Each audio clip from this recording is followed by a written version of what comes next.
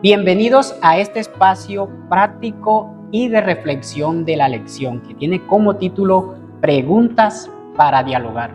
Hoy tenemos como invitada a nuestra hermana Leila Olivares. Pero antes de comenzar, oremos. Dios, gracias por la oportunidad que nos das de compartir tu palabra. En estos momentos pedimos tu dirección en el nombre de Jesús. Amén. Amén.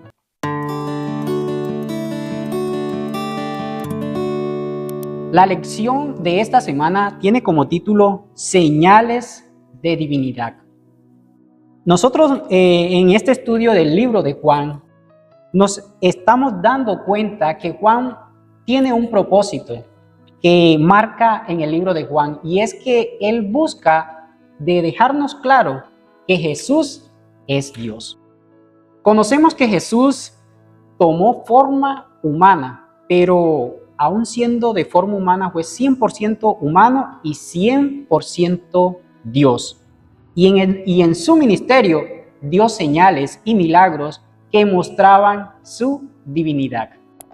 El título de la lección del domingo es La alimentación de los 5,000. Conocemos que el pueblo judío estaba bajo el yugo del Imperio Romano. Al ver a Jesús alimentando a 5,000 personas, ellos vieron en Jesús una esperanza para salir del yugo de los romanos. En caso dado de una confrontación con los romanos para alcanzar su liberación, veían en Jesús a alguien que podía alimentar a las tropas y también para sanarlos en sus heridas. En esta lección nosotros vemos una pregunta muy fundamental, pero antes de esta pregunta nos invita a leer el libro de Isaías en el capítulo 53, versículo del 4 al 7, y también Primera de Pedro, capítulo 2, versículo 24. Pero vamos a leer el último texto que está en Primera de Pedro, en el capítulo 2, versículo 24. ¿Quién llevó el mismo nuestros pecados en su cuerpo sobre el madero, para que nosotros, estando muertos al pecado, vivamos a la justicia, y por cuyas heridas fuisteis sanado? La pregunta que se nos hace es la siguiente: ¿qué gran verdad enseña estos textos acerca de Jesús como Cordero de Dios? ¿Qué nos dice hermana Leila al respecto de esta pregunta? Fíjate que hay un paralelismo con Isaías, capítulo 53, donde el profeta nos dice, y es interesante porque fue anunciado 7 siglos antes de que se cumpliera, ¿verdad? Sí. Dice él, ciertamente él llevó nuestras enfermedades y sufrimientos, nuestros dolores, y nosotros le tuvimos por azotado, por herido de Dios y abatido. El castigo de nuestra paz fue sobre él, y por sus llagas fuimos nosotros sanados.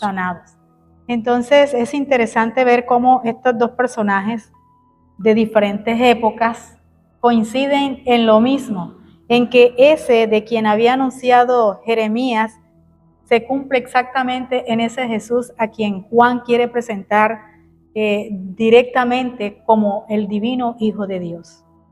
El título del día lunes es realmente este es el profeta. Los judíos esperaban un Mesías que los librara de la opresión del Imperio Romano, y vieron en Jesús a ese rey que los podía liberar. Pero Jesús se negó a ser coronado como rey.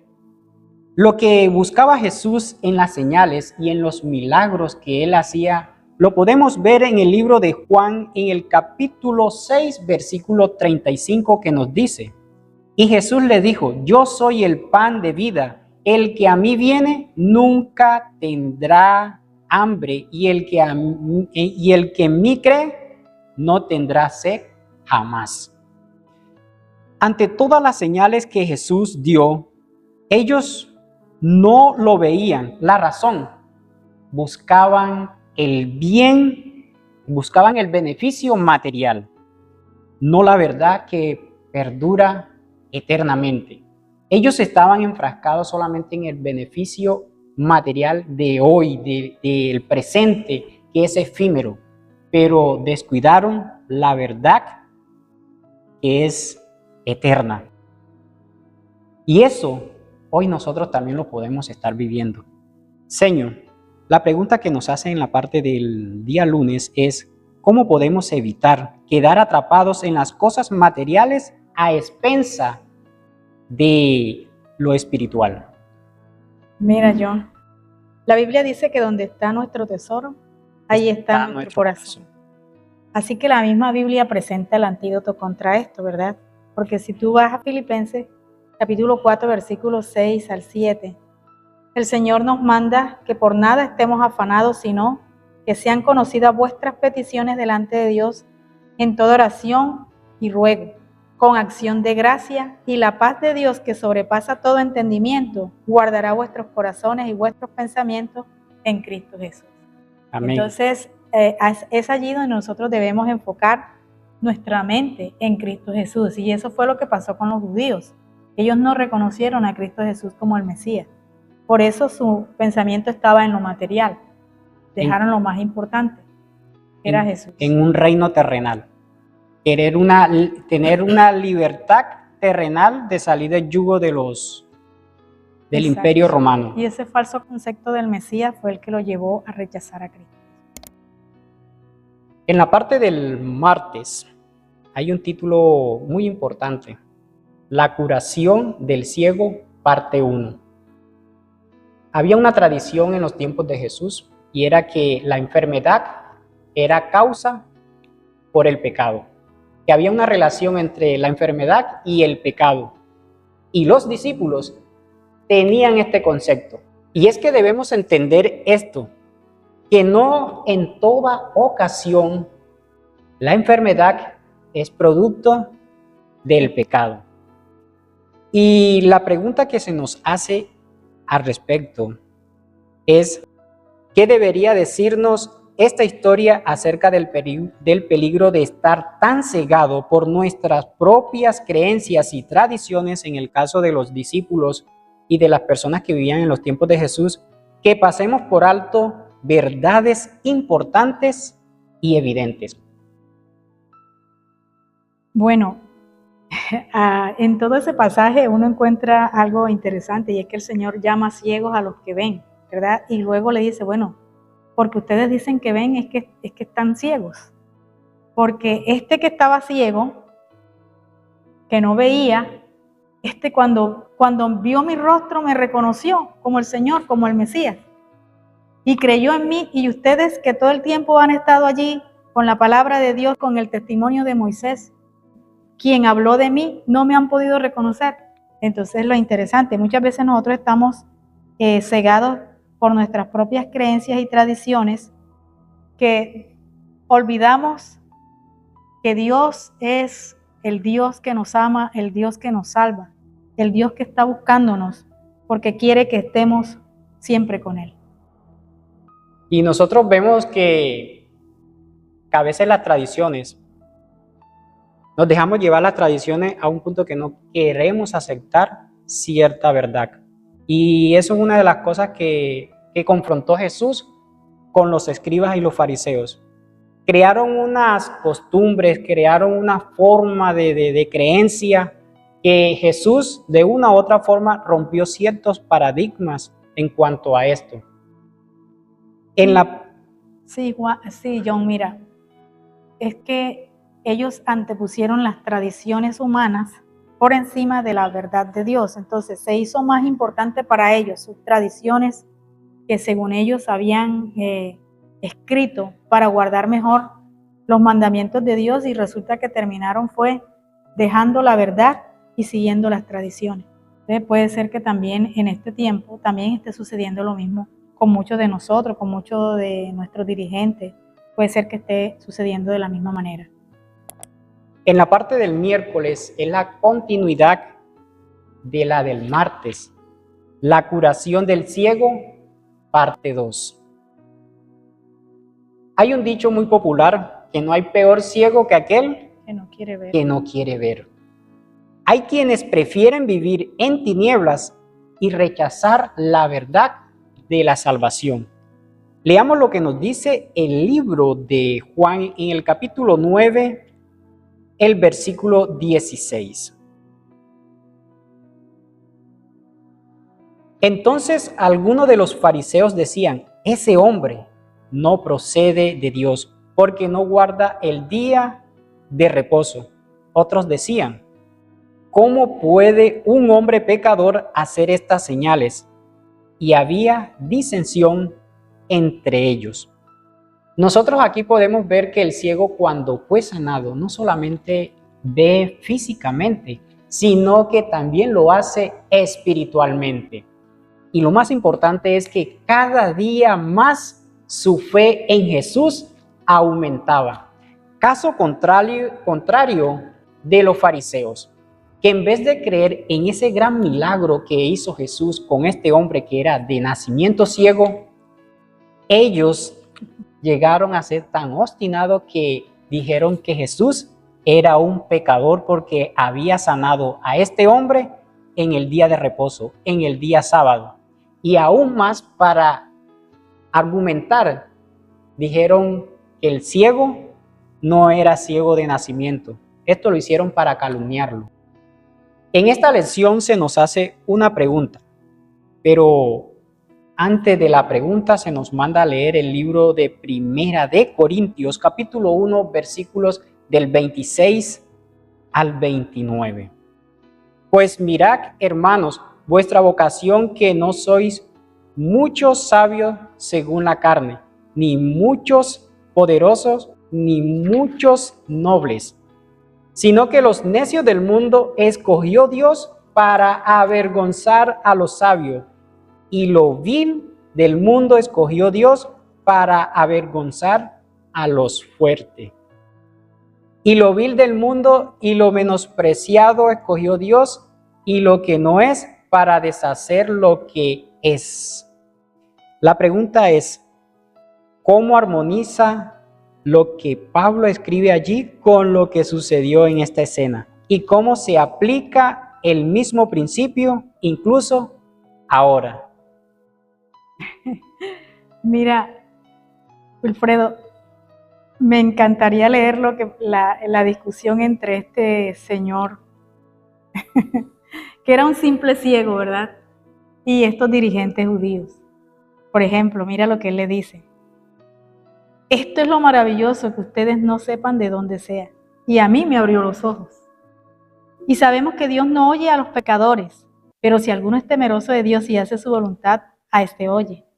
Desde el principio no se ha oído decir que alguno abriese los ojos a uno que nació ciego. Si éste no viniera de Dios, nada podría ser. Entonces vemos cómo este hombre pudo reconocer que Jesús venía de Dios, ¿verdad? A diferencia de los líderes religiosos, que eran los encargados de los oráculos divinos, los encargados de las profecías que anunciaban al Mesías.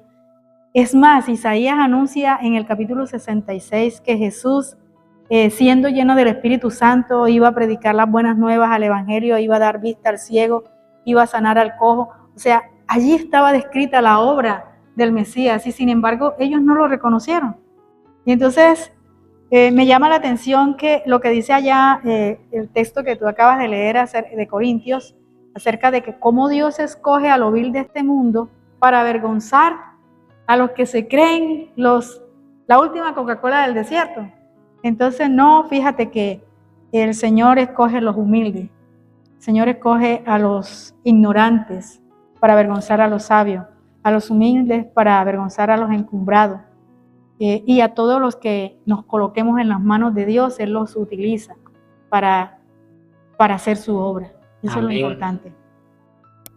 En la parte del jueves, la lección nos habla de la resurrección de Lázaro. La enseñanza que nosotros podemos ver ahí, que dejó muy claro Jesús, es que Él es la resurrección y la vida. Hermana Leila, ¿tienes algo al respecto de que decir de esta parte? Sí, mira, si tú lees la Biblia, desde el principio hasta el final, se ha dicho que Jesús es el dador de la vida, que en Él hay vida, Él tiene vida en sí mismo y Él puede darla a quien Él quiere, a quien el Padre lo quiera, lo da. Entonces era una evidencia más de la divinidad de Jesús, el hecho de que Él resucitara a los muertos, porque no fue a Lázaro únicamente a quien Él resucitó, fueron muchos, pero Lázaro es un caso especial porque según la creencia se decía que el espíritu podía estar por allí hasta 3 días y luego volver al cuerpo, por eso no aceptaron la resurrección de la hija de Jairo, que ellos dijeron no, estaba dormida.